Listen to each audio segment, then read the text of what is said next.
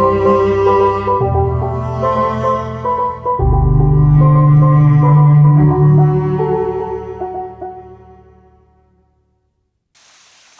in Africa has a massive social and economic footprint. More than 60% of the sub-Saharan population is made up of smallholder farmers. About 23% of Africa's GDP comes from agriculture, yet agriculture is still underutilized. Today on our entrepreneurial journey, under my city, my hustle, we're in conversation with one of Bulawayo smallholder farmers who's an agripreneur, Barbara Butau. Stay tuned and stay glued. By the way, my name is Kosala George Maswisa, an international award-winning social entrepreneur. So, Barbara, welcome to our entrepreneurial conversation. You have an exciting story to share with us and our viewers. So, Barbara, why strawberry farming? What made you decide to say, I'm welcome today, I'm going to do strawberry farming? My interest started last year, 2020, when I was making a cheesecake for a friend. And then I went looking for strawberries and I couldn't find any strawberries, all the syrup in shops. And then a friend of mine said, oh, my uncle does strawberries just for eating at home. So I went to his house, and then when I got there, I just started growing an interest because it didn't seem easy, but it was just a fascinating crop when I watched. So your journey came out of necessity. Yeah. If it wasn't for the cheesecake and stuff, I don't think I would have started. So entrepreneurship to you was by accident. We can say that. Lovely. In agriculture, do you have any formal training regarding agriculture, or how has been the journey like since it was by accident? No formal training. The last I did agriculture was in high school, probably 2008. And then I can say I'm self-taught. Everything I've done, and YouTube as well. And then one thing that I noticed is if you grow to love the plant, you will notice what the plant wants. And then, yeah. So if you don't have any formal education regarding agriculture, you're self-taught, then it means along the journey there are mistakes, there are lessons learned. Plenty. I noticed that when you plant strawberries, it doesn't need a flat ground.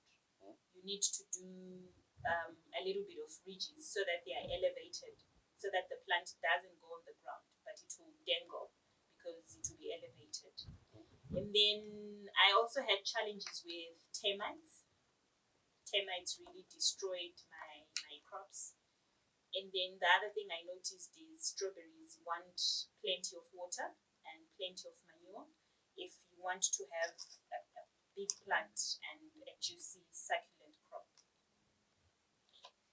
So it has been a journey full of mistakes, learning in caves. And what is the market reaction to your product?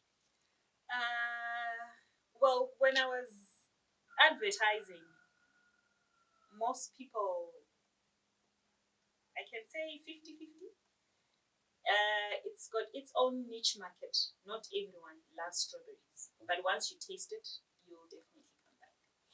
One thing that I'm picking up from you is that strawberries have a niche market. It's not a mass market product. No. It's not for everybody. It's not for everyone. So what makes your strawberry different from others despite them being in niche market? If you've tasted my strawberries, I've tasted some from the shops locally. They are bitter, and I just wanted to change that because in my mind I've always thought strawberry is a love fruit. Love is sweet. Why should love be bitter? So once you feed the strawberries with organic stuff, manure, compost stuff, and plenty of water, definitely you won't have a sour strawberry. It will be sweet. So no fertilizer, no chemical. So the end product is determined by the amount of input that you put in the process. In the process, yes. And outside selling your strawberry, you also use them for Smoothies. smoothies. Yes, I've tried smoothie strawberries. It's quite nice. So it's a journey, it's a continuous journey. Yeah, it's a continuous journey. We are still within the confines of COVID-19. How has it affected you as an individual and you also exploring your new business in agriculture? The issue of lockdowns. So you have to pick the strawberries in the morning. It's a delicate plant. It's a delicate crop. So when you pick it up, you need to sell it the same very day. It tastes better from when you eat it, say an hour or two after being picked. After that, it won't be as nice. So with the issues of lockdown, time, you find out that you can pick as many, but maybe you sell half, and then when you put the half in the fridge, you can't really sell it the next day because it won't be as fresh and nice. No. So for a young person who's listening to this conversation, what word of advice would you give them? I'd say don't give up. Never give up. Things just don't come easy in life. Mm-hmm. You need to keep being persistent and consistent, and you just need to soldier on. And God gives us strength, and God is faithful always. So, what I can say is don't give up. Don't give up. Don't give up. One more question that I usually meet when I'm having the conversation with other young entrepreneurs is the issue of funding. Did this require serious funding, capital intensive, or what? Oh, no, not at all. I started with about 30 30 plants, and it's a self-multiplying plant. It's more like a runner. You know the runner grass? Runner grass. Yes, runner grass. So with those 30 plants, I think I bought them at $1 for 10. Yeah. So it doesn't need much capital. It doesn't need much capital at all. So it's not capital intensive. Nothing. It's only your effort in. Yes. You can say that. Lovely. So where do people get hold of you and how do they get hold of you? They can contact me on my mobile, 0775 495 593, or Facebook, Barbara Blessed Be.